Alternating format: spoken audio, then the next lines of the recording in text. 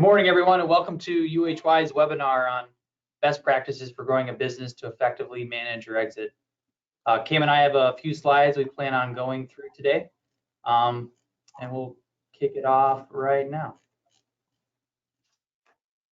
My name is Ben Hartman. I'm a Senior Vice President in UHY's corporate finance practice, focused on investment banking and M&A transactions. I've been with the firm for nearly 8 years today, and I'm here with my colleague, Cam.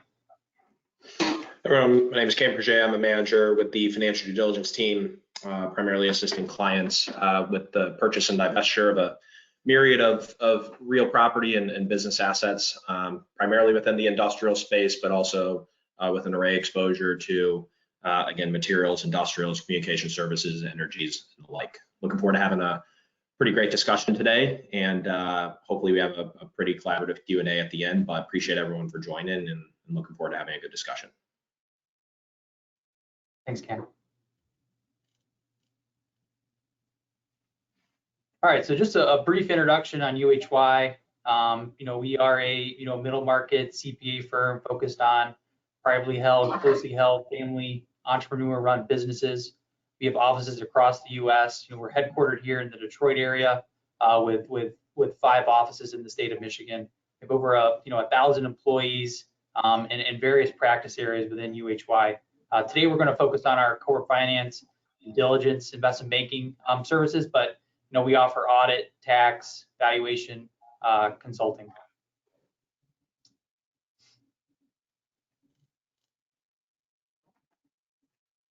One of the unique aspects of UHY and our investment bank is we've got a global reach.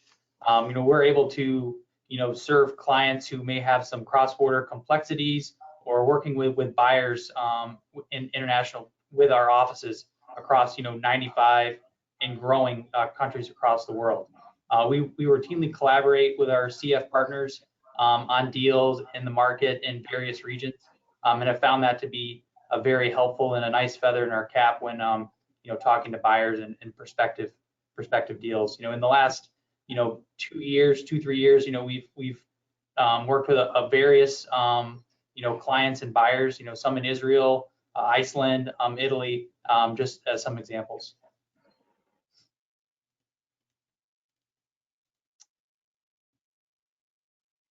In terms of our corporate finance practice, we've got an array of investment banking and financial diligence service lines. We focus on our execution capabilities and deep industry knowledge, industrial, manufacturing, distribution industries, to really drive tailored solutions for our clients, whether that's private equity sales, strategic sales, or maybe it's a debt, mezzanine, senior bank capital raise, or if it's supporting a client through a buy side acquisitions or some inorganic growth strategies.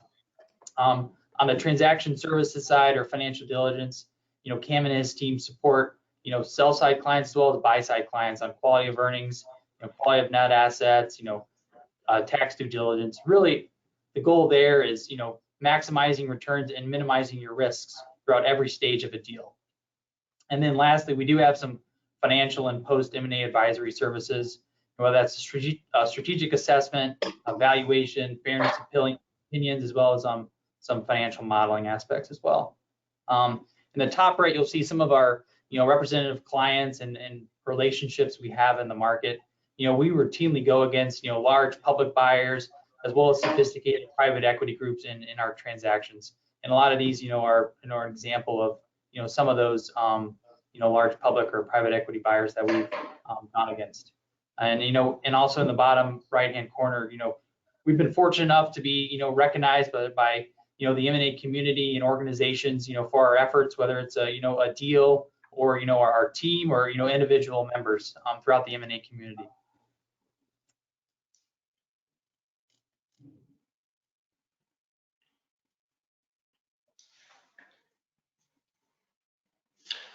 Now I'll let Cam kind of talk about the intersection between a strong enterprise and a successful M&A exit, and the best ways to position yourself to have a successful outcome through mergers and acquisitions.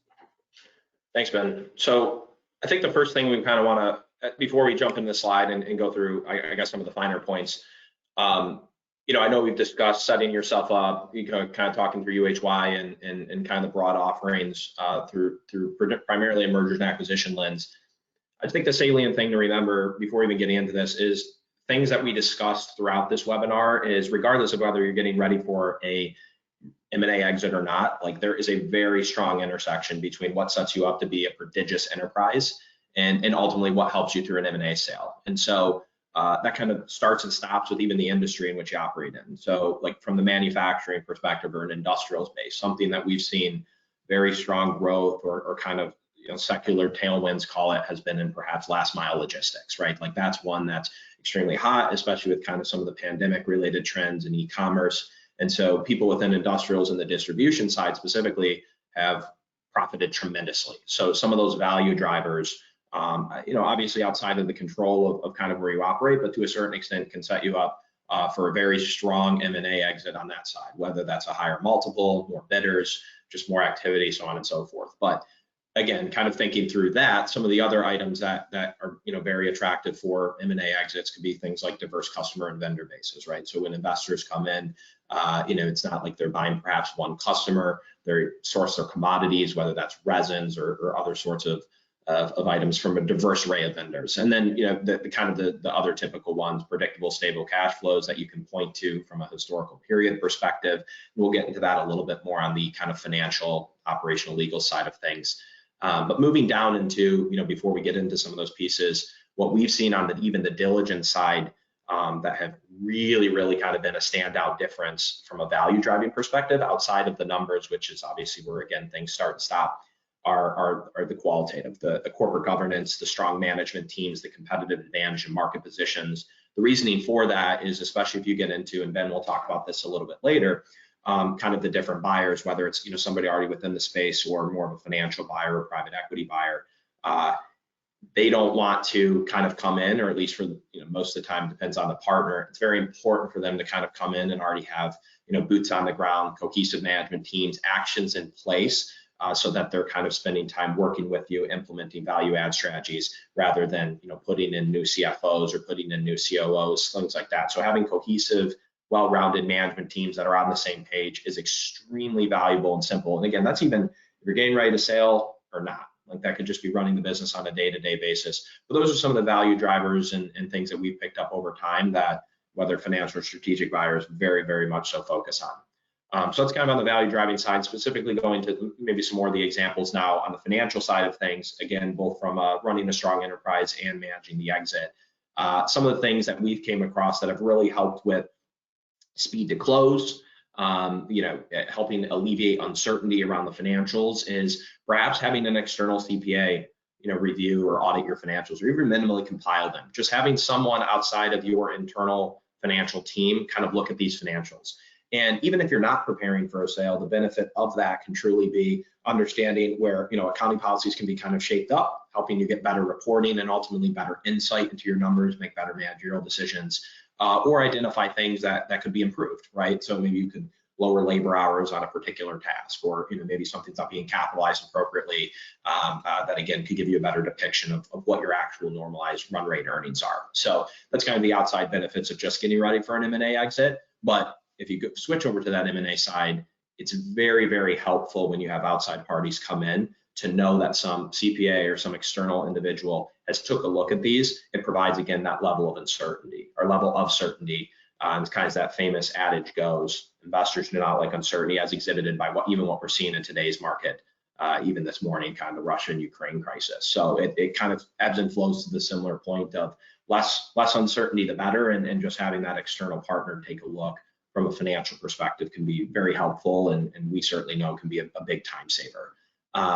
Even moving down to the internal side of things, right? Like one of the first things we'll look at when we start looking at a set of financials or trial balances is, how often is the company meeting to review the results? Typically, some of the best management teams and some of the most profitable businesses that we ran into are doing things as trivial as just looking at the financials every single month, understanding, hey, was labor a little bit higher? What happened to our absorption in this month, right? Like commodity pricing, are we passing that along effectively? And that even segues really nicely into your ERP system that we have. Ensure your systems don't hold you back. And really what we mean here is kind of don't step over dollars to pick up nickels. We understand as businesses are growing and things like that, it makes sense to perhaps start with some of the, the cheaper alternatives, the ERPs, just to get your financials in order, figure out what works for you, so on and so forth. But at a certain time, a certain point, to continue competing and to set yourself up for success, we do see companies make that transition, invest in that implementation. They get better insight again into real-time pricing. If they're exposed to a commodity, maybe there's certain agreements to pass those along to your customers, and having that ERP integrated with even vendors and customers can give you that real-time insight and making sure you're not, again, losing those high-ticket margin items. And kind of the last thing here, and this is something that we tell clients pretty much every time, whether it's on a buy or sell side, is the accounting and finance department sophistication matters, and it matters from speed to close. It matters from a certainty perspective, and we kind of have this, whatever quote or adage we tell clients: premium companies with premium accounting get premium valuations. And again, it's just when investors are looking at your financials, or even as a management team, you're looking at your financials, there's no calling into question the validity of it. And I can't tell you how many times on the diligence side of things, even recently, where processes have drug out 2, 3, 4 months, and Ben will kind of give a provisional overview of that transactional timeline. But in worst case scenarios, deal die, and in best case scenarios, it drags out 2, 3, 4 months. And again, as another adage goes, time kills all deals. People get fatigued, and at a certain point, it's just it's kind of time to move on or not. And having financials not reconcile can be unfortunately a very large showstopper. Especially when, and as we'll get into later, when everything's valued on a multiplicative basis. It's very important those are aligned, and just helps with speed and certainty, and the questions are even better, right? You start having more of a question on strategy and insight post-close than, why does your AR aging not tie back to your trial balance? And those questions can get very annoying very quickly. And so just having that sophistication in place not only gives you better insight as a management team, but also allows for a quicker M&A process on the back end. So that's kind of the financial side of things.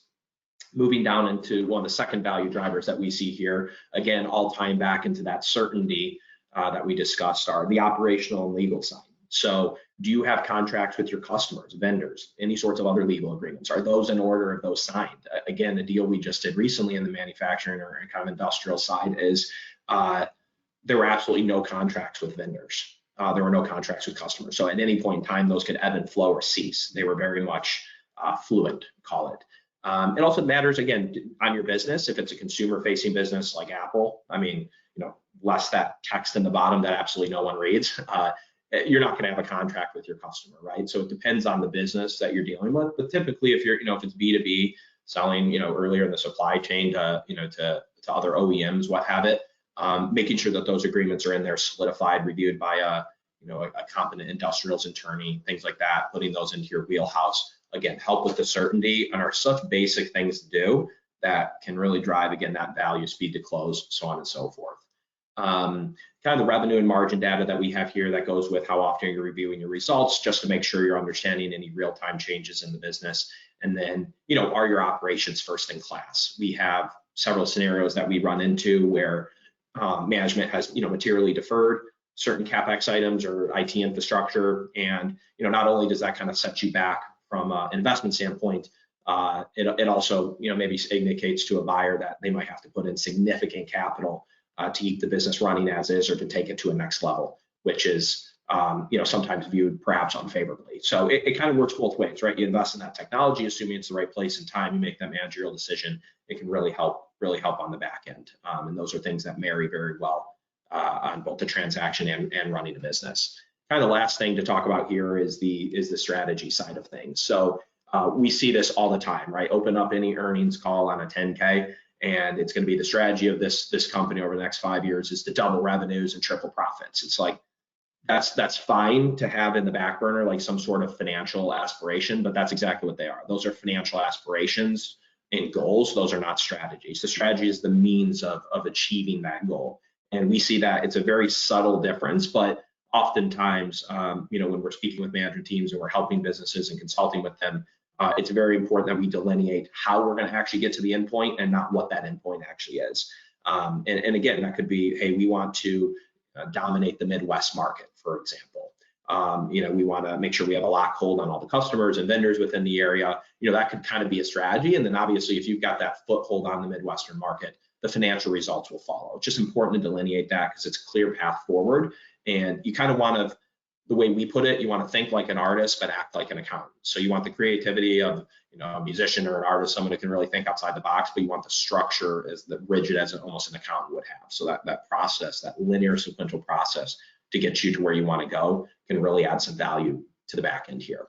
And then also understanding, like, how do you compete? That's important to promulgate that to investors, right? There's a myriad of ways, but we've kind of consolidated down to perhaps 3. You've got, are you the cheapest in town? Do you have the highest quality? Are you the quickest, right? Understand what that is and be able to communicate that clearly. That's extremely important, and you've got to be able to compete somehow. Hopefully it's not because my cousin Joe and I golf every Sunday. Hopefully there, is again some differentiating factor, and that can be clearly communicated. And then it also helps you understand what you're good at, right? So if your value proposition is quality, that is very easy then to start communicating that to potential suitors, or even again, understand when you go out to grow your business organically or independently, understanding how those different concepts marry one another. And then the last point here is understanding, once you kind of understand how you compete, it's, how will you grow? Will that be through a price volume or kind of mixed difference, right? Are you going to end up putting a strategic acquisition plan in place? Or are you going to go about it organically with an in-house sales team? Just understanding that strategy and then compiling a cohesive set of actions and then tying that even into the value drivers we talked about earlier, making sure the management team's on board, there's good corporate governance, and there's an action path forward. Those are just kind of some of the things, I guess, very, very high level. I feel like we, only scratched the surface on some of these, but very high level things that we've kind of seen that really intersect between, strong enterprises and really, really successful, lucrative kind of liquidity events you can have on the back end. Just some of the things we've seen over time. Yeah, thanks, Cam. No, that's all great intel, and really, that's speaking about being prepared for a transaction, and that doesn't happen overnight. It happens over time, and implementing these best practices will enable you to have a successful outcome when it's the right time to exit. And I wanted to touch a little bit on just the market in general. I think we've all seen it. The 2021 M&A market was extremely hot.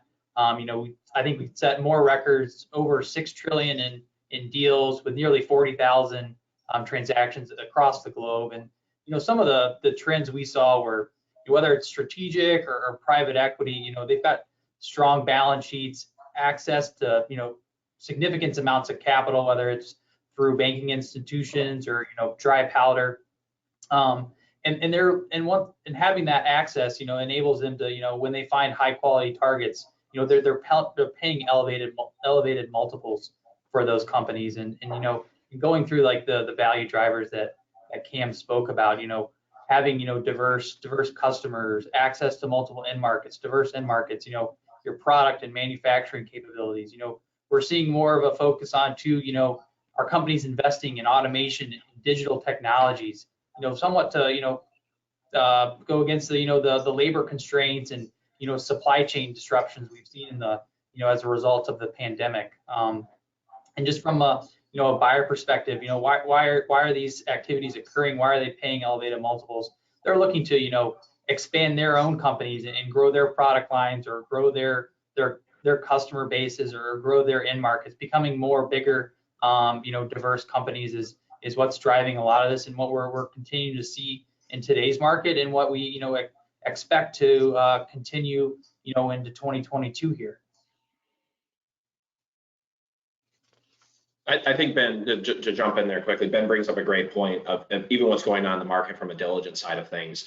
We have had a myriad of examples of the supply chain constraints, whether that's semiconductor chip shortages, inability to procure commodities, labor shortages. All of those have a very, very, very real impact on valuations and both kind of determining a normalized level of go forward earnings. And it's kind of, as we tell clients on the buy side, to a certain extent, it's, I have no idea what's going to happen tomorrow, but I know what's happening today. And it's, how to, on Ben's team side, like helping clients or potential suitors understand, this is abnormal, and then a clear path forward, and hopefully some historicals to back it up and say, here's what we expect to kind of happen going forward. And it's certainly a tough, argument to be had, especially with all of the uncertainty going on. But I think that's a salient thing to remember from from a market perspective right now, that's specifically within industrial, some of the commodity shortages that the industry is experiencing, and specifically on the labor side as well, it can pose some significant challenges to work through, getting a buyer comfortable, as well as best positioning a seller to explain that story, right? And that starts, to Ben's point, months in advance, and even segues nicely into our next slide about kind of M&A events being, for the most part, once in a lifetime.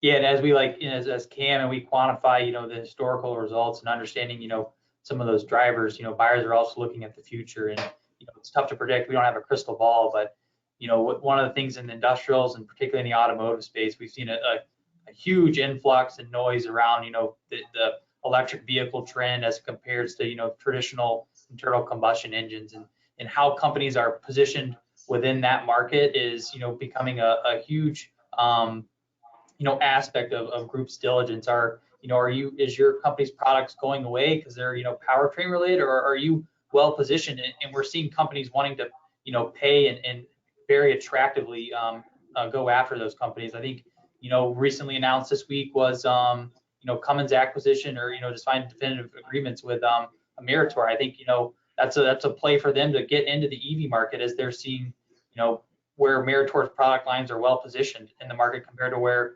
Cummins are positioned today.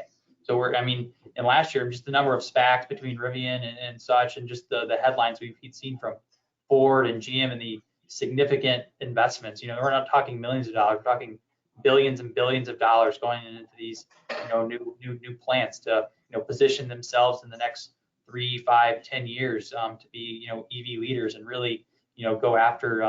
It's a small market today, but it's expected to be significant going forward, and better position themselves against, folks like Tesla. I think we'll go on to the next slide here and talk about, more of exiting through an M&A event. And and really, I think, the key aspect here is, for many businesses and business owners, this is a once in a lifetime event. We want, to treat it accordingly. And that starts with meeting with all stakeholders and lining on the commitment to go through a process. And that starts with, understanding, the objectives, from a shareholder's transition perspective. Are you a key operator of the business? And do you want to retire day one, or do you want to continue on and you've got, more gas in the tank? Understanding the real estate, do you want to continue leasing it, or if you own it, continue leasing it to the buyer, or sell it outright? Understanding your key managers. And then in terms of exiting, do you want to partner with private equity, or do you want 100% exit to a strategic? Understanding those and aligning and committing to that is, first step, in terms of, making the decision to exit. Next, think about it like the Super Bowl, or, recently the Olympics wrapped up. These athletes are preparing years in advance for that, one-time event, and you want to build a team around it. Select advisors from an investment bank to an M&A attorney, to a quality of earnings, financial diligence provider, to your CPA and tax advisor. The team around you is going to support you and help position you to have the best outcome. And the more you're prepared for that process, the more time you spend around it, understanding the market, reviewing the market, the better positioned you are going to be in the market when you decide to go through that M&A event. And then as you develop that strategy, it's just about executing on it with your team, your advisors, and hitting that home run, hitting that grand slam, winning the Super Bowl. That's the ultimate goal. And it doesn't happen overnight; it happens over time. And we want to make sure you're prepared for that once in a lifetime event, and that you treat it accordingly.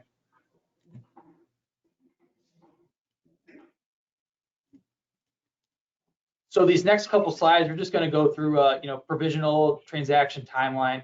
It's tough to estimate how long it's going to take, but on average, they go from 6 to 9 months. What we've outlined here is a 6-month process.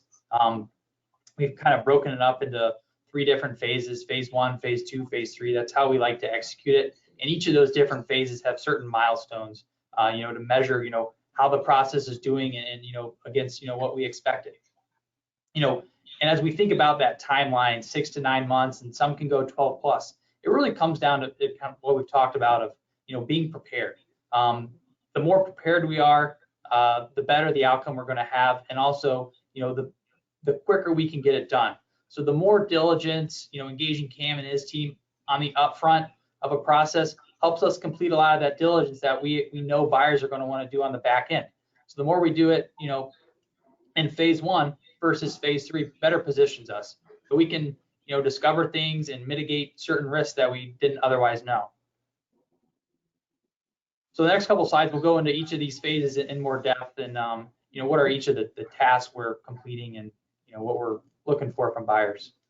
So kind of that initial diligence phase is part of phase one. This is where we're, conducting interviews with management, understanding the business better, the key trends, and working with that to develop a marketing strategy.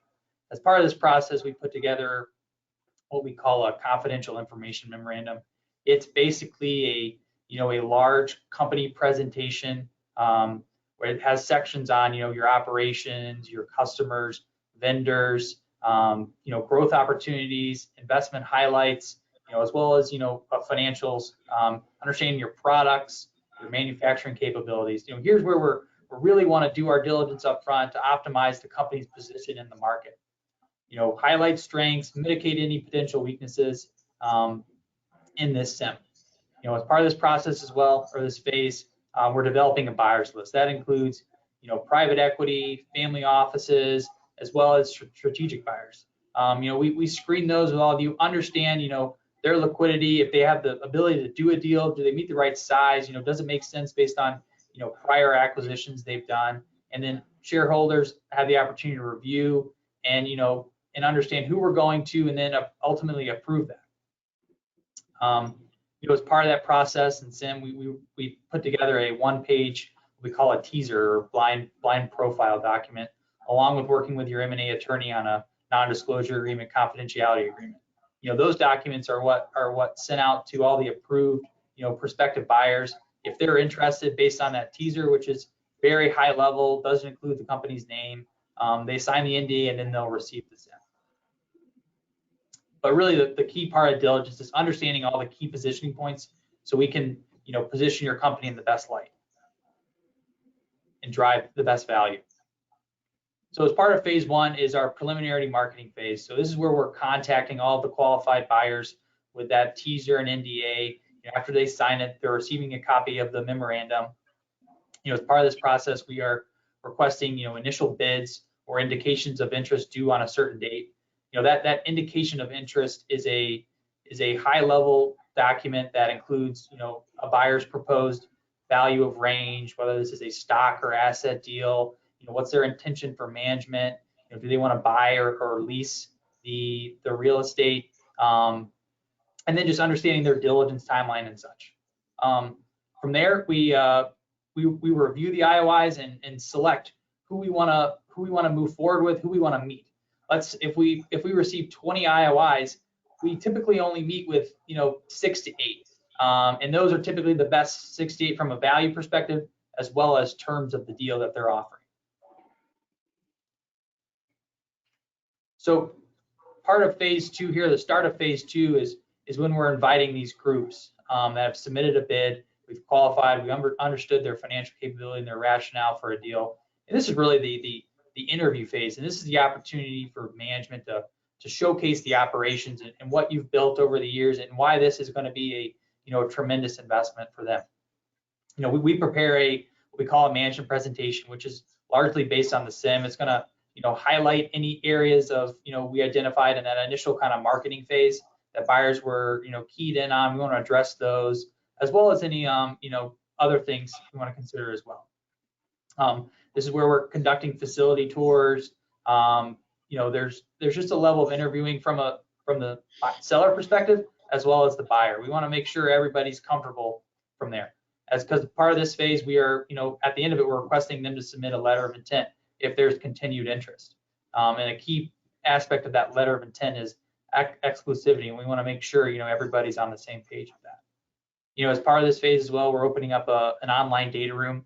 That online data room is going to provide more detailed information, and we work with our clients on understanding what's sensitive but what's critical for buyers to submit that letter of intent. We don't want to give everything away at this stage. We want to do it in phases here and leave the most critical, sensitive information to kind of that third phase once we're in exclusivity. So kind of the last part of phase 2 is, after we've received, LOIs, and we've also requested markups to a purchase agreement that your M&A attorneys prepared. We compare evaluations, key terms, their financing arrangements, what's their timetable? Do they expect diligence to be, 45, 60 days or 90, 120 days? And what are their contingencies related to that? And we use those to leverage and negotiate, the most attractive price as well as terms. And the key here is that, keeping a highly competitive process and competitive tensions, as that's what's going to, result in the best deal for our clients. And lastly, the LOI is basically a more robust version of the indication of interest. It's not going to be a range of value. It's a finite term and more detailed it's going to be the groundwork for the purchase agreement. So after we select, a buyer, we move into the third phase, or the exclusivity, and that's due diligence. And this is really where Cam and his team come in, and scrubbing the numbers. If he's representing the buy side, they're going to do diligence on your customers, legal diligence, insurance, environmental. They're going to go through everything. And as they're doing their diligence, we're also simultaneously, the attorneys are negotiating the purchase agreement. And then really, once everything's finalized, everything goes smoothly. This is typically, like I said, 60, 90-day process. And like we spoke about before, the more prepared we are, the more of this diligence we've done up front, the easier it is for the buyer to get comfortable and have a smooth diligence process. So like Cam mentioned, if things aren't reconciling in the financials, it just adds time and, and uncertainty for a buyer. So getting them comfortable with those things takes time, if it exists. And then ultimately, you close the transaction once all the documents and diligence is completed.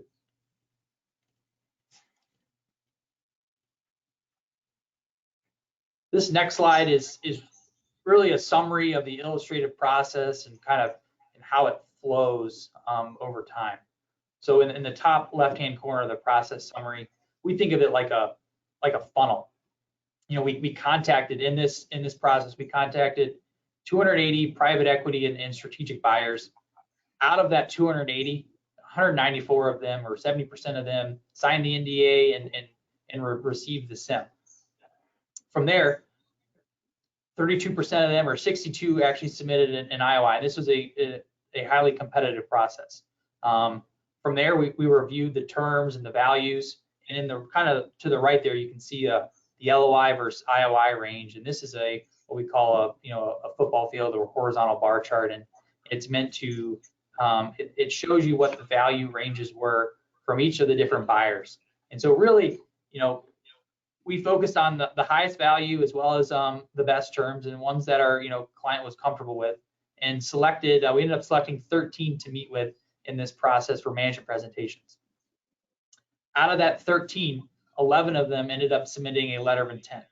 And you can see in the football field on the right there that the green dot represents their LOI value, and then the kind of the blue horizontal bar represents their IOI value range. And you can see it's a variety of groups where they come in, within their range, whether it's on the low end or the high end or the middle. And then there's groups that came in, well above their range based on the meetings they had with management. So ultimately we ended up moving forward here with buyer 15, which was substantially over their initial IOI range. So it's we want to have better numbers. It helps us with assessing risk and certainty to close with the more groups we meet with, but enabling that successful outcome.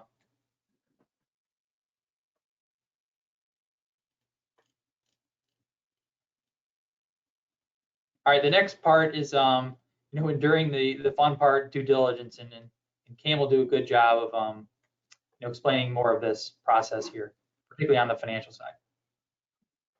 Thanks, Ben. So I think, as Ben mentioned, as you get towards the end of this process, I guess if you're, if we're following a traditional kind of buy-side path, this is where they would say the accountants get involved, and we start kind of doing what we were more or less hired to do, or what the impetus for the analysis is. And so when people reference financial due diligence, or colloquially, you probably heard quality of earnings, kind of I think it's helpful to set the stage and really understand what the main goal a quality of earnings exercise or a financial due diligence exercise is, especially when it comes to delivering that level of certainty that both Ben and I have touched on so many times at this point. So when somebody says a quality of earnings or a financial due diligence analysis, really what they're referring to is kind of a three-pronged exercise. There are a lot of layers and reconciliations and tie-outs and margin analysis, customer analysis that we kind of go through to support this and build it up as a part of these three levels or three layers. But pretty much what is the first one is normalizing the historical cash flows of the business. So that's kind of referred to as adjusted EBITDA. We do so by eliminating the impact of non-reoccurring, extraordinary, excessive, one-time items. That could be like a non-cash gain loss on sale of fixed asset, for example, is a very common one that we see. An out of period could be, an expense that related to 2019 that was recorded in 2020, right? Just making sure that both expenses and revenues are put in the proper period and that what an investor or buyer is looking at is actually representative of the earnings within that trailing 12-month period. So that has obviously a lot of layers that goes into it, around the customer analysis, making sure there's, not one-time sales or extraordinary items or customer wins and losses that can go into affecting that number. But that's kind of the first key part that we look at as that adjusted EBITDA figure. Number two is we determine a normalized level of working capital to be delivered at close. We'll break that down in a more kind of simplistic manner in a sense here. And then the third one is kind of preparing a schedule of on and off balance sheet indebtedness. So that could be something if you've got, senior debt or a revolving line of credit that will be paid off in a typical setting in a cash-free debt-free basis. That will be paid off as closed, kind of part of seller debt. Or if you've got an impending lawsuit, for example, that might not be on the financials yet, but that's very much a liability that will need to be covered or at least minimally indemnified prior to close. So that's kind of the three parts that we really look at from a diligence side of things. I think the first part, we'll get into an example here on the back end. You can see kind of the table that we put together of what kind of a standard deliverable or standard exercise would look like. But to maybe shift to point two quickly, the normalized level of working capital. The way we've always explained this, both to clients and externally is, everyone's pretty much familiar with purchasing a home. So if you go and you walk through a home and you love it, the fixtures are updated, there's brand new appliances, the cabinetry's been redone or resurfaced, you submit your offer for $300,000. Typically, and almost always within that purchase agreement, it will be inclusive of all the fixtures, appliances, flooring, and everything within that dwelling. It's not just the physical structure, whether that's the roof, decking, and the foundation. It will include everything that you saw. So imagine you walk in after close and you see that there's holes in the flooring, the maple cabinets have been ripped off, the appliances have all been stripped out, and half the shingles have been blown off. Effectively, the concept of working capital and delivering that normalized level would be, I just paid you $300,000, which is inclusive of all of that, but now there is all of this damage. I'm going to have to go put in $30,000 to just bring this property back to habitable, right? And so more or less how it would work in a transaction setting, if you want to apply to that residential, is your $300,000 would be reduced by that $30,000 that you would need to put into the business or put into the property to just get you back to what you saw initially when you walked through. Conversely, if you worked with the seller and said, hey, I hate maple cabinets, I want all white recessed shaker, and they're saying, okay, that's going to be $20,000. That's based on what your change is, what you want. When you go and close, the seller might say, all right, well, we want $320,000 because we're making a change. We're delivering you more, or we're giving you more than otherwise existed in this property beforehand, and we want to be compensated for that because that wasn't a part of the initial 300 in which you walked through. So that'd be an example of what you as the buyer would perhaps pay $20,000 more than the 300 to get into the property. That's obviously very trivial and at a surface level, but that's more or less how working capital closes. Unlike maple cabinets or vinyl plank flooring, just transition it to accounts receivable and inventory. How much has historically been in this business? And I want that kind of delivered to me. And if a seller, if you deliver more, i.e. you give me the white recessed cabinets, or you deliver less, you took out all the appliances, there's that true up mechanism to just make sure it's ultimately a fairness mechanism. You get back to kind of that apples to apples delivery. So that's the working capital side of things. We touched on the schedule of on and off balance sheet indebtedness a little bit to be covered by the seller. To flip back to the historical cash flows of the business, the reason why this analysis is so important, and it's really, I wouldn't say the showstopper, but where most clients focus are on and most sellers focus are on, is because of that multiplicative premise that we mentioned earlier. So, no different than the equity markets. If you look, Apple might be trading at 30 times earnings or 20 times earnings. It's very similar in the private setting. If we determine an adjusted EBITDA figure here of $2 million, $3 million, whatever that is. And then to Ben's point on those preliminary IOI and LOI ranges, you might get offers of 6 times that, 7 times that, 8 times that, 10 times. It just, it depends on the industry, the sector, the diversification, kind of a myriad of different topics that we touched on, both the quantitative and qualitative drivers. It starts becoming extremely important that the adjusted EBITDA figure that you present to the market is sound. So kind of doing some of that sell side financial due diligence is extremely helpful because it not only provides certainty that some sort of external CPA or external advisor has looked at these figures, it also hopefully alleviates any potential for retrades down the line. So again, going back to the residential setting, the worst thing you want to hear as a seller when you list your house is they found black mold in the attic, right? So converting that back to a transaction setting, if you thought your adjusted EBITDA was $3 million or $4 million and someone's offering you 10 times, okay, you're looking at 30 to 40 million. If you find out, that earnings were overstated or there was, a big non-cash item, let's say the PPP loan forgiveness, probably no doubt that's still fresh in people's mind, may have been relieved to the financials and could have overstated, let's say go forward earnings by, $200,000. In that sense, purchase price would be reduced by $2 million. And so that's where these situations start to become monetarily a big issue. And so just having that adjusted EBITDA figure, making sure you're working with your advisors, you're putting something out in the market that is both defensible, but does the best we can to get the most amount of value for you is hyper important as you kind of work through those. So that's kind of a high level overview. There's a lot more that goes into it, but from a high level perspective, those are the 3 things, really the 3 output or analyses that would be summarized in kind of an FDD exercise.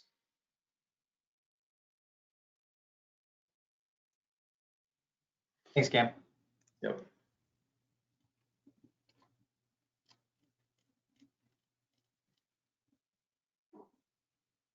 This next slide is just a couple of things we come across. The slide above is just more or less talking about the outputs. This slide right here is just more or less touching on kind of some of the things that come out of diligence. Again, even what we talked about in the best practices, making sure your ERP systems are up to date, things like that. Those investments have been made, but these are just some more of the specific items that we ran across. One could be if you're still a cash basis business, which certainly makes sense up to a certain extent. Most buyers are going to come in and value that on an accrual basis, and so that can be a pretty strenuous exercise that takes, again, a ton of time, might delay the process 2, 3, 4 months. And so just making sure some of those things are thought of and rounded out, accounting for tax liabilities, specifically in the sense of if it's a stock deal, a lot of those tax liabilities will continue on with the new buyer. They're going to want to make sure that you've been filing appropriately, appropriate taxes have been paid, there's no penalties or IRS audits ensuing. So just making sure those things are rounded out. Even getting into, let's say, carve-out considerations. So if you've got a parent entity and a subsidiary, sometimes those subsidiaries are not fully burdened or not allocated appropriately.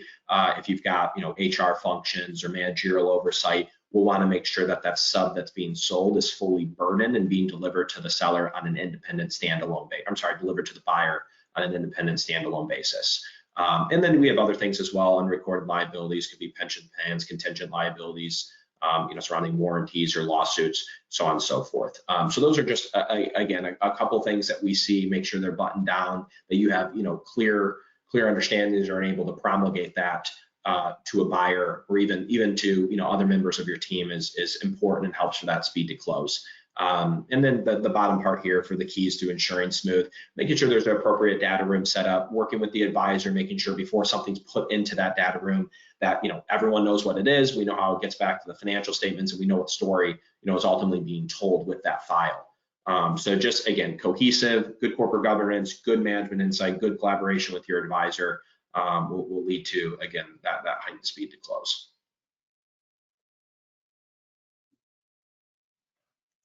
Thanks, Cam, and thank you everyone for taking the time to join. Cam and I have enjoyed presenting this webinar to you. We'll jump into some Q&A here if we have any questions. But again, appreciate the time everyone's spending with us this morning and the opportunity to present this M&A topic to you.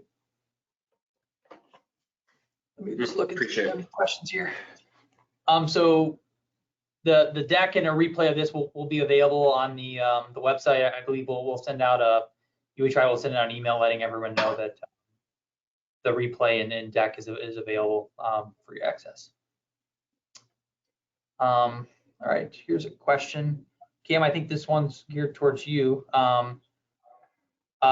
My bank doesn't require a review or audit. Why is it important as part of this process? Yeah, sure. So that's, I mean, that's a fantastic question. So we actually do get that one quite a lot, in the sense of, look, I've got a senior debt or I've got a revolving line of credit. My lender doesn't require this. Why would I want it or need it from a financial diligence perspective? I think again is, at the risk of being over repetitive or kind of repeating what we've already hashed out, it's investors hate that level of uncertainty. And so if all we've had, and we've personally been on the other side where we went in and there hasn't been any reviews or audits or compilations or kind of any external insight, and financials can get quite messy. It can delay the process. And as we touched on earlier in kind of that enduring due diligence, there can be a very, very material misalignment between the actual run rate earnings of the business and what we're seeing from a diligence perspective. And once, a seller might hear, hey, I'm receiving 20 million, 30 million, 40 million dollars from my business, and that number gets halved or quartered, it can certainly lead to a lot of frustration. And so that review or audit just allows, it gives us comfortability that, hey, external CPA is taking our fixed assets and our prepaids and looked at our revenue recognition and took those back to third-party documents, and that ultimately what we think we're buying is what we're actually getting. And so, we're not saying these are absolute musts, but again, it's that level of certainty that can really help. And if you're not going to go down the path of an audit or review, I would kind of explore maybe thinking about longer timeframes or longer timelines, and then maybe a little bit more time spent with the advisor, understanding what those accounting policies are, understanding how you currently handle them, understanding where that might deviate from what is considered standard or accepted practices. But it can be very, very, very helpful to have one. Thanks, Cam. One additional question we received was, if we decide to go through a process, should I, as the seller, continue to operate the business in the, ordinary course? Some examples were, should I stop spending on CapEx, hiring employees or deferring some of those activities? I think, Kim and I can both take a swing at that. From a, investment banking perspective, we always advise our clients, continue to operate the business as you have historically. You never want to stop spending on CapEx or, take away from the business, because if the transaction doesn't happen, you're still left with the business. So you want to continue operating it as you have historically and as you expect it to continue as well.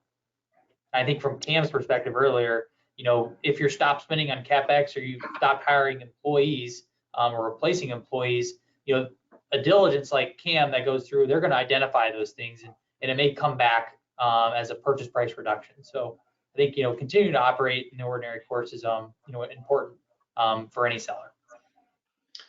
I think Ben nailed it perfectly. I mean, you've got a qualitative and a quantitative consideration to this. The qualitative side is the last thing you want to look, especially if you're rolling equity or continuing the partnership post-close, is to make it look like, you're trying to slide one thing through, or, you're not trying to invest in the business or spend any money, to solely maximize your proceeds when we're going into this partnership together. So there is that aesthetic kind of outside looking in, where that can be and is viewed unfavorably. But then you've got the quantitative side. A lot of due diligence, for the most part, working with pretty sophisticated individuals, a lot of the diligence around it is geared towards identifying these things. So directly asking the questions, are there any CapEx items that have been delayed, especially with the COVID-19 pandemic? And understandably so, we don't know what tomorrow is going to be like. We're probably not going to go buy this $1 million piece of machinery. So just operating the business at a normalized level, there's mechanisms in place to make sure that's capturing the purchase price, kind of that working capital concept. So if you sped up your receivables, for example,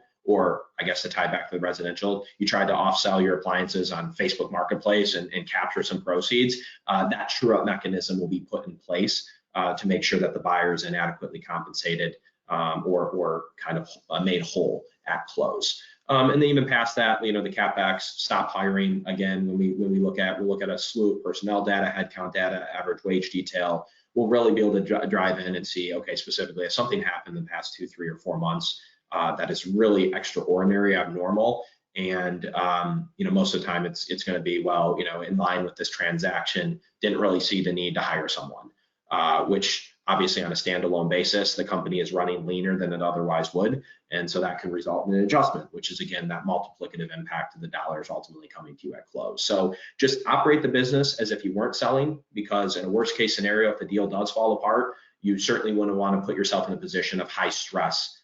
or setting yourself up for failure, having to rework and rehire and retrain and go through all those processes that you would have had to, that you could have alleviated if you just ran the business as usual. Thanks, Cam. Just a few more questions here. One of the viewers asked, how do I find comparable sales to understand what typical EBITDA or multiple of EBITDA is in my market? So one of the analysis we go through on the onset is we call a market-based calculation of value. Really just a strategic assessment. It's we've got access to databases as well as our internal transactions that help us assess based on your company, your trends, your diversity, your industry, to apply an EBITDA multiple to.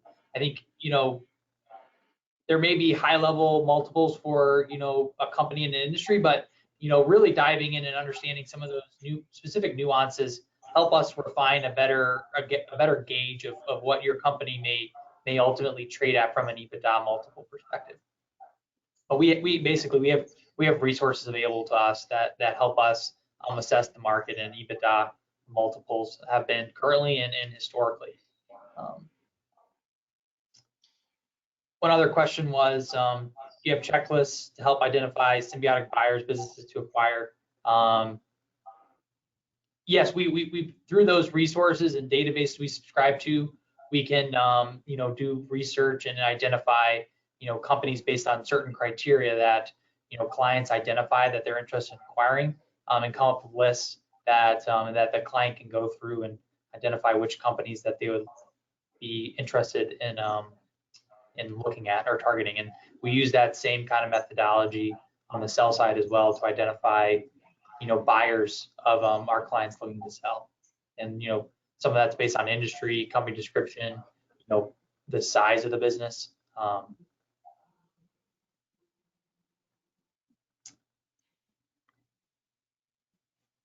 Okay, one more question here. Other than patents, what are ways to increase the value of IP? I think the way we think about patents and intellectual property is what type of value do those drive in the market from a revenue and profitability perspective. So if that IP and those patents are enabling you to sell a market, and you're the only company able to offer that product, and there's a tremendous amount of demand, those companies are going to trade at higher multiples, and they're going to be bigger as well, since they're the only product available. So those are just going to be more attractive. So from a financial perspective, how those patents and intellectual property drive value from a revenue and EBITDA perspective.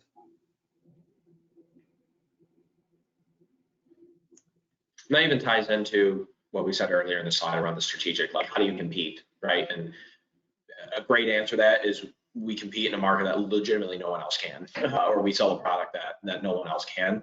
That's extremely attractive, and again, that's going to be a quantitative value driver that perhaps is partly reflected in adjusted EBITDA, but can definitely be reflected in a multiple.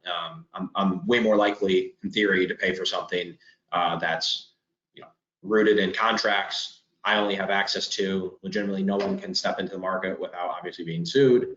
Like those things are very attractive, and so to the extent you can, patent any sort of product or kind of IP, it's very advantageous. But certainly understand that that's not always an option.